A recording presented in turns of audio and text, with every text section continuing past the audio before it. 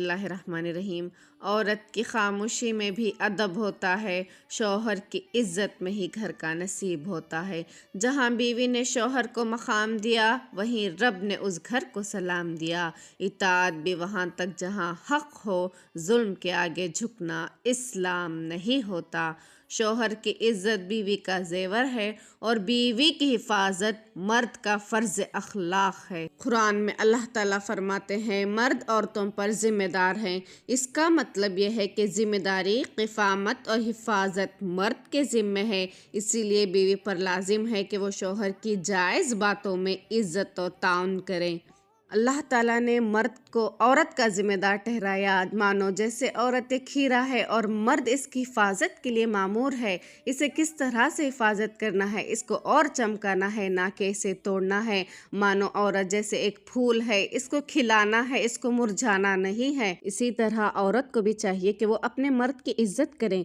رسول صلی اللہ علیہ وسلم کا فرمان کیا تھا کہ اگر میں اللہ کے سوا کسی کو سجدے کا حکم دیتا تو عورت کو کہتا کہ اپنے شوہر کو سجدہ کریں۔ اس طرح کا انہوں نے فرمان دیا ہے۔ اس سے واضح ہوتا ہے کہ اس کی عزت کرنا، شوہر کی بات کو توجہ سے سننا، اس کے مقام کو کم نہ سمجھنا، لوگوں کے سامنے اس کی بے عزتی نہ کرنا، اس کی جائز باتوں میں اطاعت کرنا، اس کے مال، گھر اور راز کی حفاظت کرنا۔ اب اتنا ظلم سہنے کے باوجود خاموش نہیں رہنا ہے، ظلم سہنے کے باوجود اللہ پر ایمان رکھنا ہے۔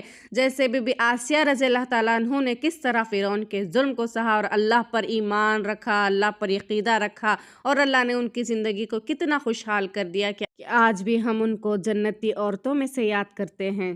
اس کا مطلب یہ بھی نہیں کہ مرد کو فرعون جیسے اعمال کرنے ہیں، فرعون جیسا حکم چلانا ہے، بلکہ یہ کہ رسول صلی اللہ علیہ وسلم نے فرمایا تم میں سے بہتر وہ ہے جو اپنی بیوی کے لیے بہتر ہو۔ اسلام صرف عورت کو نہیں، مرد کو بھی عورت کی عزت، نرمی اور حسن سلوک کا پابند کرتا ہے۔ اور عورت کو بھی چاہیے کہ وہ اپنے مرد کی مالی حالات کو بھی سمجھے اور اسی چیز کی توقع کریں جو وہ پوری کر سکتا ہو۔ ایسے دیکھا دیکھی میں اپنے رشتوں کو برباد کرنے سے بچنا ہے۔ آج کل اسی طرح اپنی نفسی خواہشات کے چلتے اپنے رشتوں کو توڑ لینا، یہ اسلام نہیں سکھاتا۔ مرد کی کمائی کا زیادہ یا کم ہونا ضروری نہیں، بلکہ حرام ہے یا حلال ہے یہ ضروری ہے، کیونکہ آخرت کے دن اللہ اس کا سوال کرے گا کہ تم نے جو کمایا کیا وہ حلال تھا یا حرام تھا۔ تو عورت کو چاہیے کہ وہ کم یا زیادہ پر نہیں بلکہ حلال یا حرام پر توجہ دے۔ اگر حلال کی تھوڑی بھی کمائی سے وہ شکر ادا کرے گی اور خوش رہے گی تو اللہ اس کا بہترین اجر عطا کرنے والا ہے۔ عورت مرد سے عزت پائے، مرد محبت سے پیش آئے،